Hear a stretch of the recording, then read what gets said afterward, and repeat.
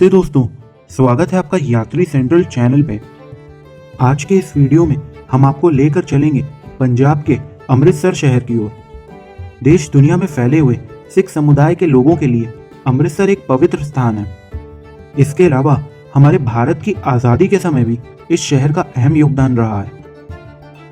इस शहर में हर साल लाखों की तादाद में देश विदेश से टूरिस्ट्स घूमने आते हैं।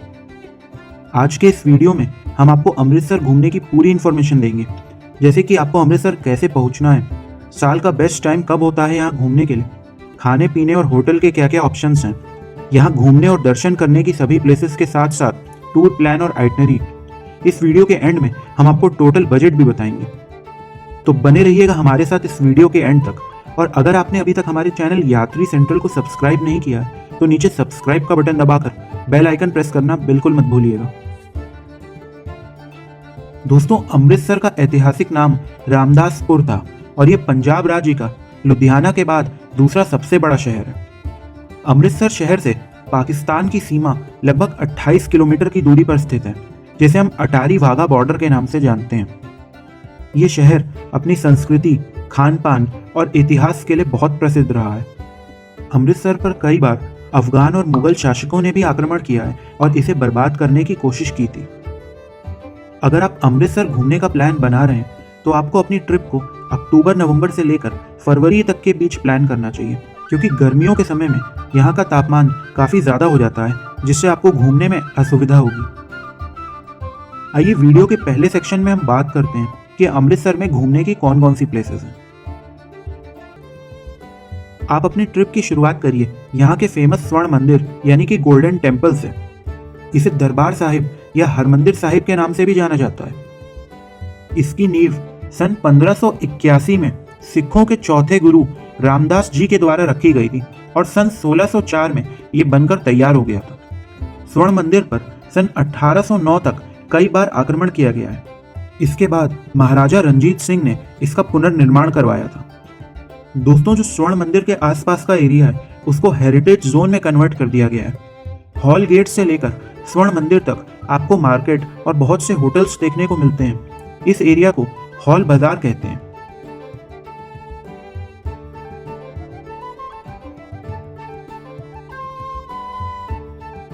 हॉल बाजार से होते हुए आप अंबेडकर चौक पर पहुंचते हैं और उसके पास ही आपको महाराजा रणजीत सिंह की स्टैचू देखने को मिलती है।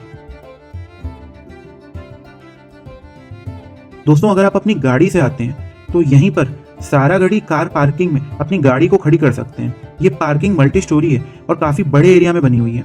इसकी कनेक्टिविटी सीधे फ्लाईओवर से भी है।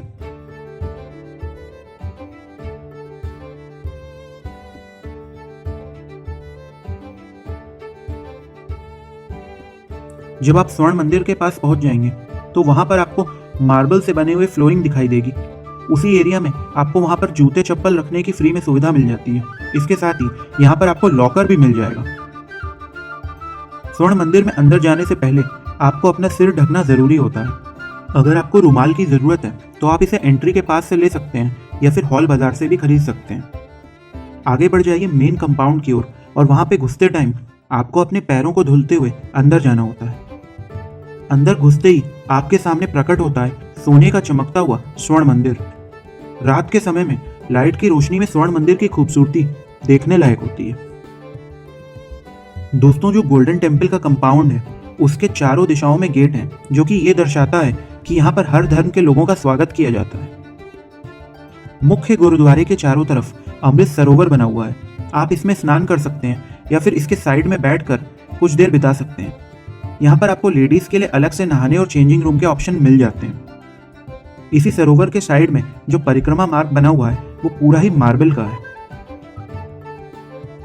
दोस्तों, पूरा स्वर्ण मंदिर भी सफेद संगमरमर से बना हुआ है और इसकी दीवारों पर सोने की पत्तियों से नक्काशी की गई है। हरमंदिर साहिब में पूरे दिन गुरुवाणी की सुंदर ध्वनि गूंजती रहती है।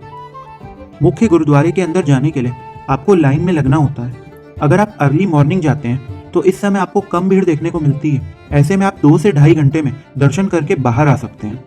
बात करें टाइमिंग की तो गोल्डन टेम्पल कंपाउंड में तो आप 24 घंटे आ सकते हैं, पर दर्शन आप सुबह 3 बजे से रात 10-11 बजे तक कर सकते हैं। दोस्तों, दर्शन करने के बाद आप प्रस्थान करिए लंगर हॉल की तरफ। गोल्डन टेम्पल का लंगर लगभग 24 घंटे चलता है। यहाँ रोजाना लगभग 50,000 से 1 लाख लोगों को खाना परोसा जाता है। जब यहाँ पर लंगर खाने आएंगे तो आपको बहुत से स्वयं सेवक दिखेंगे। अगर आप चाहें तो आप भी यहाँ पर अपनी सेवा दे सकते हैं।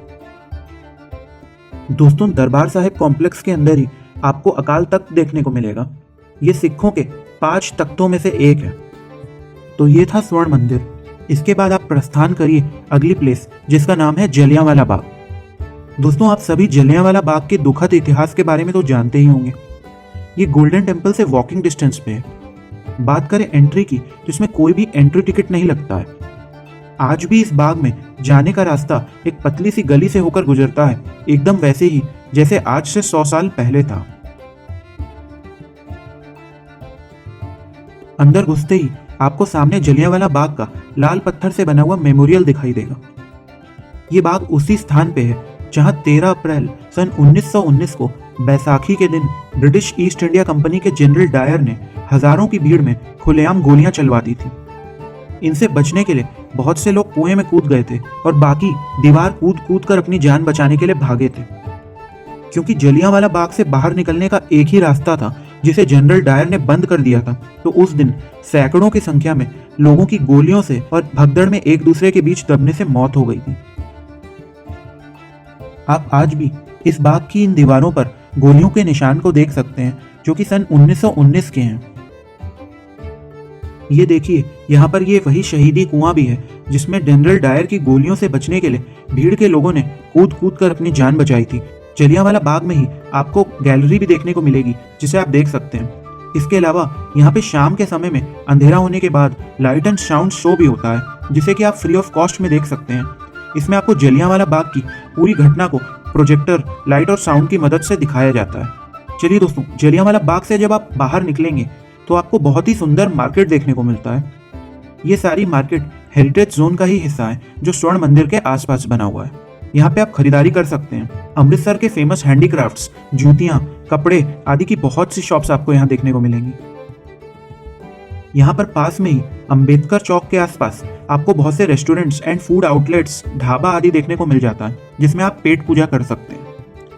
अमृतसर अपने कुलचा, सरसों का साग, मक्के की रोटी, लस्सी आदि स्वादिष्ट व्यंजनों के लिए जाना जाता है। तो आप कुछ समय यहाँ के इस फूड स्ट्रीट पर बिताइए और इसके बाद बढ़ चलिए अगली प्लेस की ओर, जिसका नाम है पार्टीशन म्यूजियम। दोस्तों, ये म्यूजियम भी स्वर्ण मंदिर और जलियांवाला बाग के पास ही हेरिटेज स्ट्रीट पर ही स्थित है।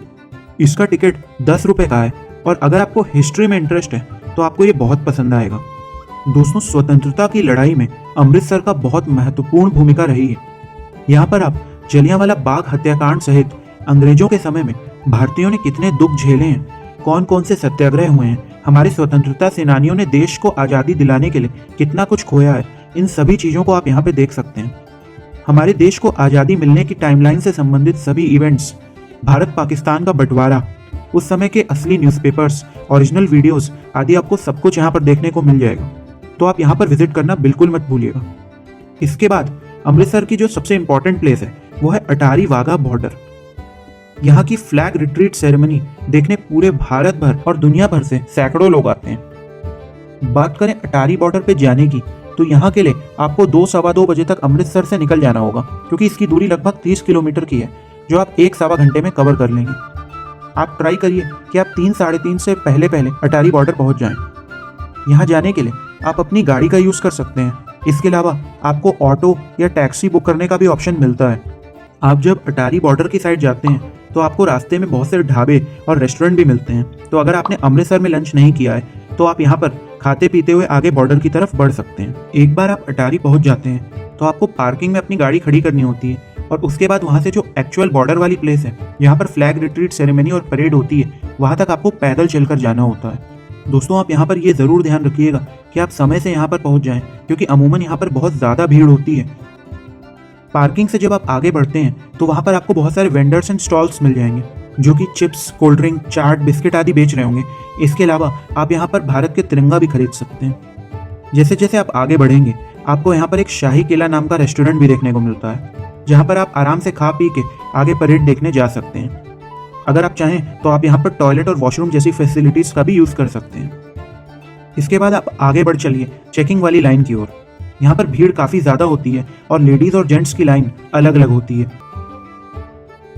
दोस्तों अटारी बॉर्डर चेक पोस्ट के आगे अंदर आपको सिर्फ मोबाइल, कैमरा और छोटा पर्स ही ले जाने को मिलता है। इसके अलावा आप वहाँ पर बड़े बैग्स या फिर कोई और इलेक्ट्रॉनिक आइटम लेकर नहीं जा सकते, इसलिए आप उसे पहले ही अपनी गाड़ी में रख कर आइए। बात करें खाने पीने के आइटम्स की, तो आप पानी की बोतल, बिस्किट, चिप्स, कोल्ड ड्रिंक आदि लेकर जा सकते हैं।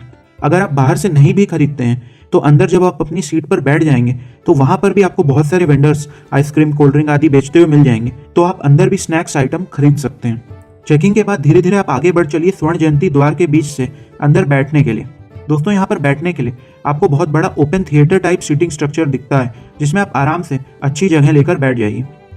बात करें इस सेरेमनी की टाइमिंग की, तो गर्मियों में ये 5:15 और सर्दियों में 4:15 साढ़े 4 बजे स्टार्ट हो जाती है और लगभग 1 से 1.5 घंटे तक चलती है। चलिए वीडियो में आप आगे एंजॉय करिए सेरेमनी के कुछ यादगार पलों को, जो आपको भारत माता की जय नारे लगाने के लिए मजबूर कर देंगे। सबसे पहले यहाँ पर कुछ कल्चरल प्रोग्राम्स होते हैं।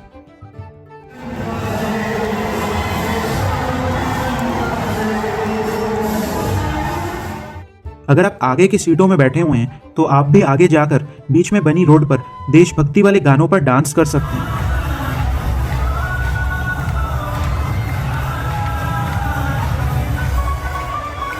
यहाँ पर जवानों और पब्लिक का उत्साह देखकर आपको अलग ही एक्सपीरियंस मिलेगा।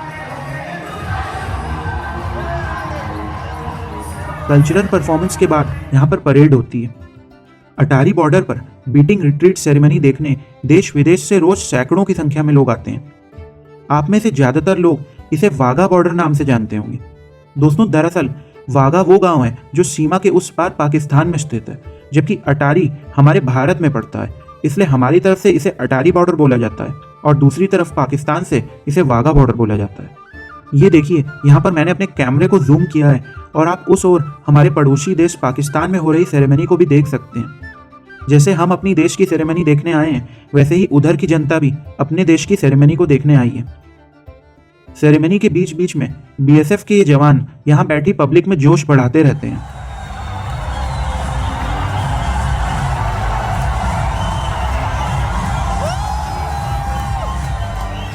सेरेमनी के आखिर में फ्लैग लोअरिंग होती है और इस समय भारत और पाकिस्तान के बीच का जो बॉर्डर गेट है उसे खोल दिया जाता है।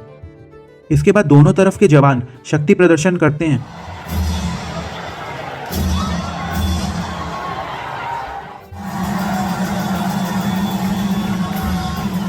और उसके बाद धीरे धीरे भारत और पाकिस्तान दोनों के झंडों को नीचे किया जाता है। इसके बाद सीमा के इस गेट को बंद कर दिया जाता है और यह सेरेमनी यहीं पर खत्म हो जाती है। दोस्तों ये पूरा ही एक्सपीरियंस बहुत यूनिक रहता है, जिसे आप कभी नहीं भूल पाएंगे। तो दोस्तों यहाँ पर आपका पहला दिन खत्म हो जाता है और अगर आपके पास रात में समय है तो आप अमृतसर के बाजार में घूम सकते हैं और यहाँ के लजीज खाने का आनंद ले सकते हैं। ये सभी प्लेसेस जो अभी तक हमने आपको बताई हैं, अगर आप अपने दिन की अर्ली शुरुआत करते हैं तो आप इन सभी प्लेसेस को एक दिन में आराम से कवर कर लेंगे। अगर आप अमृतसर में नाइट स्टे बनाते हैं और अगले दिन भी अमृतसर घूमने का प्लान कर रहे हैं, तो आइए वीडियो के अगले सेक्शन में हम अमृतसर की और बाकी बची हुई प्लेसेस की बात करते हैं जिन्हें आप नेक्स्ट डे घूम सकते हैं। अमृतसर का दुर्गियाना टेम्पल पंजाब राज्य में स्थित एक प्रमुख हिंदू मंदिर है। ये मंदिर बाहर से देखने में स्वर्ण मंदिर की तरह ही दिखता है और इसके चारों तरफ कुंड बना हुआ है। यहाँ पर माँ दुर्गा के साथ साथ माता सीता, भगवान हनुमान, भगवान विष्णु जैसे अन्य देवी देवताओं की भी पूजा की जाती है। चलते हैं अगली प्लेस की ओर, जिसका नाम है Punjab state war heroes memorial and museum.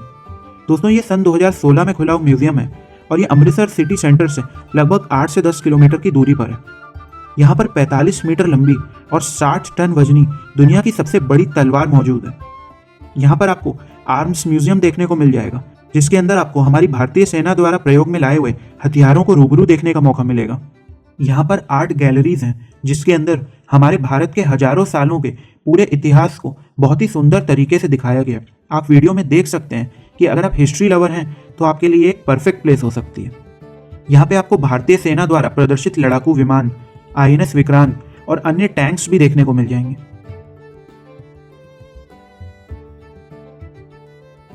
आइए बढ़ते हैं अगली प्लेस की ओर, जिसका नाम है राम तीर्थ। दोस्तों यहाँ के मंदिर की भव्यता और इसकी खूबसूरती देखने लायक है। राम तीर्थ मंदिर के बारे में ऐसा कहा जाता है कि यहीं पर ऋषि वाल्मीकि का प्राचीन आश्रम था। रामायण काल के दौरान ऋषि वाल्मीकि ने अपने इसी आश्रम में माता सीता को आश्रय दिया था। लव कुश का जन्म भी इसी भूमि पर हुआ था और यहीं पर वाल्मीकि जी ने लव कुश को शिक्षा दी थी। आइए बात करते हैं अमृतसर की आखिरी प्लेस जो आप विजिट कर सकते हैं। दोस्तों, इसका नाम है गोबिंदगढ़ किला। इसका निर्माण 17वीं शताब्दी में हुआ था। महाराजा रणजीत सिंह ने इस किले का नाम गुरु गोबिंद सिंह के नाम पर गोबिंदगढ़ रख दिया। इस किले का निर्माण ईंट और चूने से किया गया है। कई जगह ऐसा भी बताया जाता है कि इस किले से एक भूमिगत सुरंग जाती है जो कि लाहौर शहर में निकलती है। यहाँ पर आज़ादी के समय इस्तेमाल की गई तोपों को देखा जा सकता है। दोस्तों, यहाँ से संबंधित एक बहुत ही इंटरेस्टिंग बात यह है कि अंग्रेजों द्वारा छीने जाने से पहले विश्व का जो सबसे नायाब और बेशकीमती कोहिनूर हीरा था उसे यहीं पर ही रखा जाता था। किले में आप 7D शो देख सकते हैं और इसके अलावा यहाँ पर शाम को लाइट एंड साउंड शो और कुछ कल्चरल प्रोग्राम भी होते हैं, तो आप उनको भी एंजॉय कर सकते हैं। तो ये थी वो सभी प्लेसेस जो आप अमृतसर में घूम सकते हैं। चलिए दोस्तों, वीडियो के अगले सेक्शन में बात करते हैं कि आपको अमृतसर पहुंचना कैसे। अगर आप बाई रोड आते हैं तो अमृतसर के लिए आपको दिल्ली, पंजाब के आसपास के शहर, हिमाचल, जम्मू कश्मीर आदि हर जगह से रोड कनेक्टिविटी बहुत अच्छी मिलती है। यहाँ तक आने के लिए आपको रेगुलर बसेस और वॉल्वो बसेस मिल जाती हैं। इसके अलावा आप टैक्सी लेके भी यहाँ आ सकते हैं। बात करें बाई रेल यानी ट्रेन की, तो अमृतसर रेलवे स्टेशन देश के सभी हिस्सों से डायरेक्ट ट्रेन से जुड़ा हुआ है, तो आप ट्रेन वाला ऑप्शन भी चूज कर सकते हैं। अगर आप बाई एयर अमृतसर आना चाहते हैं तो यहाँ के एयरपोर्ट का नाम गुरु रामदास जी इंटरनेशनल एयरपोर्ट है, जिसके लिए आपको डोमेस्टिक और इंटरनेशनल हर तरीके की फ्लाइट्स मिल जाएंगी। अगर आपको डायरेक्ट फ्लाइट नहीं भी मिलती है तो आप दिल्ली आके वहां से अमृतसर आ सकते हैं। बात करें अमृतसर में लोकल ट्रांसपोर्टेशन की, तो दोस्तों अमृतसर की जो मेन प्लेसेस हैं वो सारी आसपास में ही स्थित हैं, तो फिर आप उन्हें पैदल, ई रिक्शा या फिर ऑटो लेके घूम सकते हैं। और जो दूर की प्लेस है जैसे कि अटारी बॉर्डर, वॉर म्यूजियम, इनके लिए आपको टैक्सी या फिर ऑटो बुक करना होगा। आप चाहें तो आप अपने जिस भी होटल में रुकते हैं उन होटल वालों से टैक्सी या फिर ऑटो बुक करवा सकते हैं। आपके पास बाइक या फिर स्कूटी रेंट करने का भी ऑप्शन अमृतसर में है। इसके लिए आपको लगभग 500 से 700 रुपये पर डे के हिसाब से बाइक मिल जाती है। दोस्तों, अमृतसर घूमने के लिए एक और ऑप्शन है जिसे कहते हैं हॉप ऑन हॉप ऑफ बस। ये बस आपको हॉल बाजार में अंबेडकर चौक के आसपास मिल जाती है और इससे आप अमृतसर लोकल और वाघा बॉर्डर एक दिन में कवर कर सकते हैं। बस से संबंधित ज़्यादा जानकारी और टिकट और पैकेज के लिए आप नीचे डिस्क्रिप्शन में दी गई लिंक चेक कर सकते हैं। चलिए दोस्तों, वीडियो के अगले सेक्शन में बात करते हैं अमृतसर में रुकने के लिए क्या क्या ऑप्शंस हैं और आपको अपना होटल किस एरिया में लेना चाहिए। आप जब भी अमृतसर आते हैं ट्राई करिए कि आप अपना होटल हॉल बाजार के आसपास लीजिए। इससे आप स्वर्ण मंदिर और आसपास की सभी प्लेसेस को अच्छे से समय लेकर घूम पाएंगे। बात करें होटल के रेट्स की, तो आपको 700-800 रुपए से लेकर 5-10 हज़ार तक के होटल भी इस एरिया में देखने को मिल जाएंगे। दोस्तों, स्वर्ण मंदिर के पास ही अंबेडकर चौक पर आपको सारागढ़ी सराय देखने को मिलेगी, जिसे आप इस वेबसाइट पर जाकर बुक कर सकते हैं। यहाँ पे आपको 1000 रुपए में AC रूम मिल जाता है, पर ध्यान रखिएगा इसकी आपको एडवांस बुकिंग करानी पड़ती है। इसके अलावा अमृतसर में आपको बहुत से लॉज, हॉस्टल्स और डॉर्मेट्रीज भी अवेलेबल हैं। बात करें अमृतसर में खाने पीने और शॉपिंग की, तो अमृतसर अपने बटर चिकन, लच्छा पराठा, अमृतसरी कुलचा, नान, सरसों का साग, मक्के की रोटी, लस्सी, तंदूरी चिकन आदि के लिए बहुत फेमस है, तो आप इन डिशेस को ट्राई करना बिल्कुल मत भूलिएगा। शॉपिंग के लिए आप स्वर्ण मंदिर के आसपास वाले हॉल बाजार, लाहौरी गेट बाजार, शास्त्री बाजार आदि में घूम सकते हैं। अगर आप चाहें तो आप साटा पिंड जा सकते हैं, जहां पर आप अमृतसर और पंजाब का लोकल ट्रेडिशंस और खाने पीने का आनंद ले सकते हैं। तो दोस्तों, ये था अमृतसर का एक कंप्लीट टूर प्लान, जिसमें हमने सभी प्लेसेस और हर छोटी से बड़ी डिटेल को कवर किया है। ज़्यादातर टूरिस्ट अमृतसर को वैष्णो देवी या फिर हिमाचल प्रदेश के धर्मशाला, मैक्लोडगंज, डलहौजी आदि के साथ कवर करते हैं। तो अगर आपका उन प्लेसेस का भी प्लान है तो आप अमृतसर के लिए 1 नाइट और 2 दिन रख सकते हैं। और जैसा कि हमने वीडियो में पहले बताया, अगर आपके पास समय कम है तो आप सभी मेन प्लेसेस को एक दिन में भी घूम सकते हैं। बात करें इस ट्रिप के बजट की, तो एक दिन का होटल का किराया लगभग 1200 के आसपास, और घूमने फिरने, वाघा बॉर्डर की टैक्सी का किराया और खाने पीने का खर्चा जोड़ें तो एक आदमी आराम से 3 से 4 हज़ार में घूम सकता है। दोस्तों, इस किराए को और भी कम किया जा सकता है। अगर आप वाघा बॉर्डर शेयरिंग में जाते हैं तो पर पर्सन 250 से 300 रुपये लगते हैं। इसके अलावा अगर आप होटल 700-800 की रेंज में लेते हैं और ई रिक्शा या फिर शेयरिंग ऑटो से लोकल घूमते हैं तो आप 2 से 2,500 में भी आराम से अमृतसर घूम लेंगे। तो अगर आप भी अमृतसर का प्लान बना रहे हैं और आपके मन में कोई भी डाउट रह गया है या फिर इस वीडियो से संबंधित आपकी कोई राय है तो हमें नीचे कमेंट सेक्शन में ज़रूर बताइएगा। दोस्तों, इस वीडियो को शेयर करना मत भूलिएगा अपने दोस्तों और फैमिली मेंबर्स के साथ जिनके साथ आप अमृतसर का ट्रिप प्लान कर रहे हैं। मैं मिलता हूं आपसे अगले वीडियो में बहुत ही जल्द। तब तक घूमते रहिए। जय हिंद।